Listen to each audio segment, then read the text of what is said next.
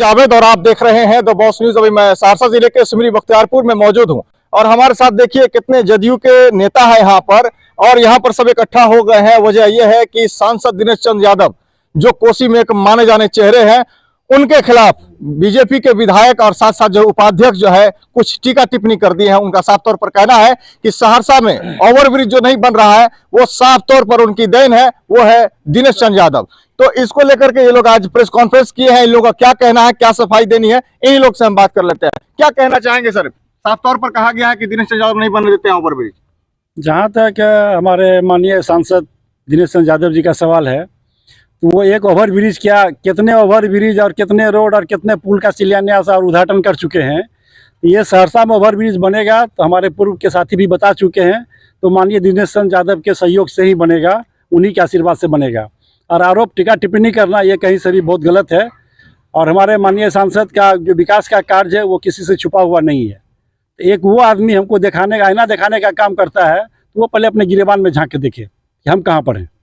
क्या लगता है ऐसे आदमी जो आपको टीका टिप्पणी कर रहे हैं, क्या लगता है उनका अस्तित्व क्या है?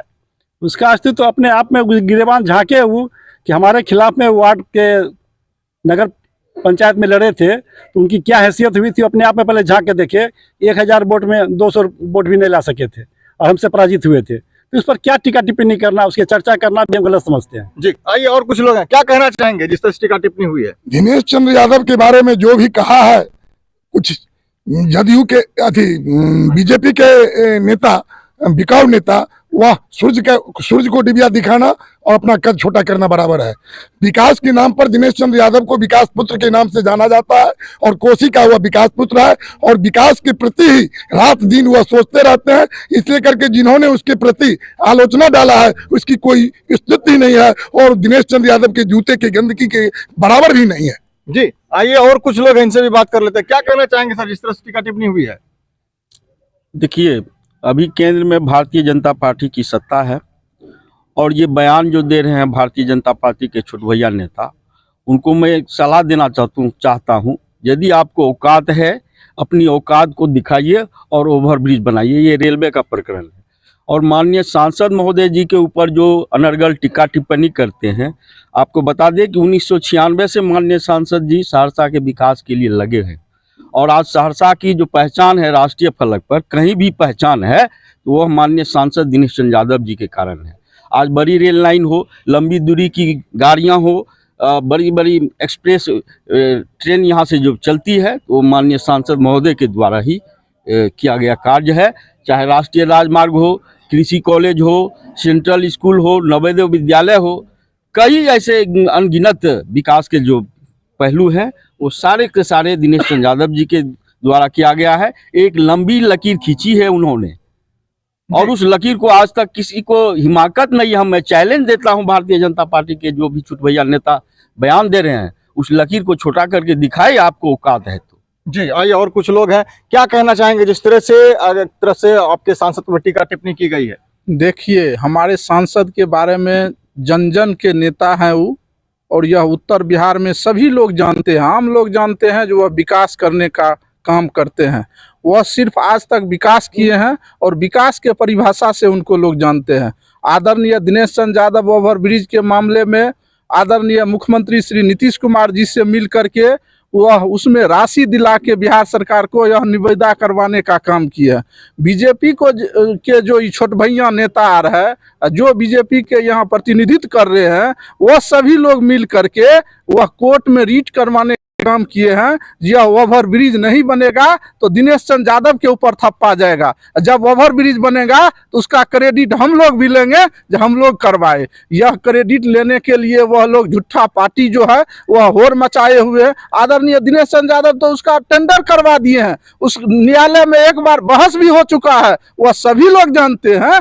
वह तो ओवर ब्रिज दिनेश चंद्र यादव के हाथों से ही बनना है, दूसरा कोई नेता वह नहीं बना सकेगा और नहीं बनाया है। वह काम दिनेश चंद्र यादव जी बनाए। और कुछ लोग छोट भैया नेता जो है वह कहते हैं जो दिनेश चंद्र यादव बख्तियारपुर विधानसभा से लड़के दिखावे, जो हम 10,000 वोट ला के दिखावे। अरे दिनेश चंद्र यादव जी का 2 लाख इस विधानसभा में वोटर है, 1 लाख आदमी वैसे उनके साथ रहते हैं। वह जब निर्दलीय भी लड़ेंगे तो बहुत अजय मोहम्मद से जीतने का काम करेंगे। और उनके नेता, उनके जैसे नेता तो उनको 1000 वर्कर है और सब पंचायत में उनके जैसे नेता खड़ा कर दिए हैं दिनेश चंद्र यादव जी। जिसको कह देंगे वह रितेश रंजन जैसे नेता से चुनाव लड़ने के लिए कभी तैयार रहते हैं। जब उसका मन होगा वो जहां से चुनाव लड़ेंगे तो हम उनके साथ चुनाव लड़ने का काम करेंगे। आज से हम आपके चैनल के माध्यम से हम चैलेंज देने का काम करते हैं।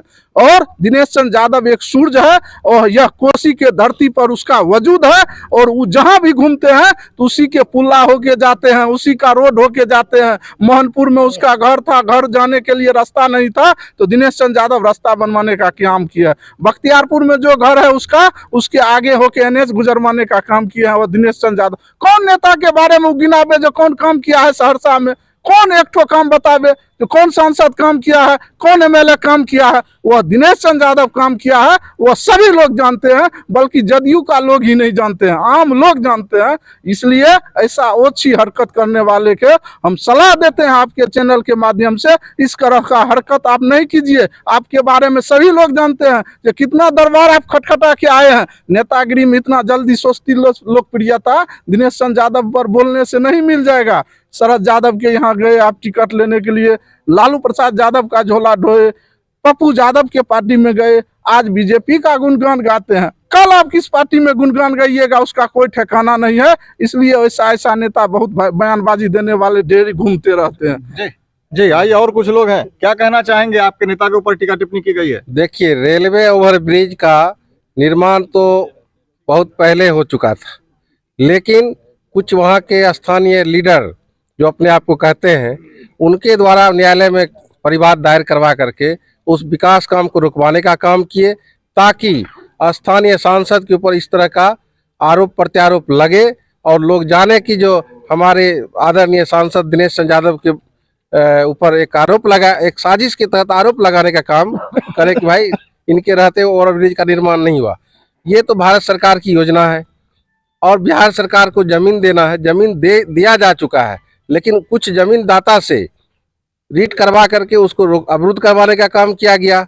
और रह गई बात जो नेता कहते हैं अपने आप को कि हम जो है इस तरह का बयान देख करके अपनी लोकप्रियता और अपनी बारे में लोग हमको जाने, तो जब वो जन्म जिस समय उनका हुआ होगा तो उस समय वो खटिया पे आए होंगे, क्योंकि उस समय आने जाने का कोई रास्ता नहीं था। और जब हमारे माननीय सांसद पहली बार 90 में विधायक बने तो इस विधानसभा में उस समय बनवा भी सिमरी बख्तियारपुर विधानसभा में आते थे। और ये पूरे अनुमंडल के जितने रोड देख रहे हैं वो कच्ची के अलावा कुछ नहीं था। भले आज नया पीढ़ी का आदमी नहीं जानते हो, लेकिन जो हम लोगों के उम्र के व्यक्ति हैं, हम लोग खुद देखे हैं कि कच्ची के अलावा कुछ नहीं था। अगर विकास की बात करेंगे तो दिनेश चंद्र यादव का नाम सबसे पहले पटल पे आता है। इसलिए अपनी लोकप्रियता को हासिल करने के लिए कि दिनेश यादव के बारे में बोलेंगे तो लोग इसको सुनेंगे और कहेंगे कि देखिए ये नेता तो दिनेश यादव के बारे में बोल गया। अरे भैया, काम करने वाले को काम से फुर्सत रहे तब तो आप विकास की बात न कीजिए। अगर जिस दल में है, जहां है, वहां अपनी काम को गिनाइए कि हमने ये काम करवाया, जनता स्वतः आपको चाहने लगेगी। लेकिन यहाँ काम करने वाले नहीं है, केवल है कि जो काम कर रहे हैं उसका लोकप्रियता हम कैसे ले लें, तो ये तो असंभव बात है। इसीलिए भैया, आपने विधानसभा का निर्दलीय चुनाव लड़े तो सबसे जो कोई प्रचार नहीं किया, एक नर सेवा नारायण सेवा के संस्थापक हैं भारती जी, उस बेचारे को 3200 वोट मिलता है, आपको उससे भी कम वोट मिला, तो आप क्या राजनीति की बात करते हैं? और आपका ये फिगर जो है, ऐसा नहीं कि लोग नहीं देखे हैं, आप कोई चुनाव छोड़े हैं? आपको तो लगता है लोकसभा भी चुनाव लड़िएगा, आप आने वाले राष्ट्रपति का भी चुनाव लड़ लीजिए। इसीलिए कि कहीं ना कहीं स्वार्थ रहता है आपका लड़ने में। आपने आदरणीय मुकेश सहनी जी को हराने में, अभी आप कहते हैं कि हम बीजेपी के लीडर हैं, तो उस समय भी आपके पार्टी के साथ गठबंधन था और आपने गठबंधन में क्या किया? मुकेश सहनी के विरुद्ध में जा करके चुनाव लड़े। क्यों? क्योंकि आपको कुछ मिल गया कि भाई आप खड़ा हो जाओ, 1000-2000 काटोगे, किसका वोट कटेगा? उसी का न कटेगा जिस दल से आप बिलोंग करते हैं। तो भैया आप तो हराने के लिए तैयार रहते हैं कि चलो भाई कुछ मिल जाए तो हम चुनाव लड़ जाए। तो इसलिए चुनाव राजनीति आपके बस की बात नहीं है। आपको केवल इस्तेमाल व्यक्ति है, बयान देने का काम आप सब दिन कीजिएगा, करते रहिए। इससे दिनेश चंद्र यादव के ऊपर कोई फर्क नहीं पड़ेगा। जी, तो आपने साफ तौर पर सुना कि दिनेश चंद्र यादव के ऊपर कोई फर्क नहीं पड़ेगा। साफ तौर पर इनका कहना है कि जो छुटवैये नेता है उनको बोलने से उनको कोई फर्क नहीं पड़ेगा, और ओवरब्रिज अगर बनेगा तो दिनेश चंद्र यादव के हाथों ही बनेगा। ऐसे ही खबरों देखने के लिए आप बने रहिए हमारे साथ और देखते रहें द बॉस न्यूज।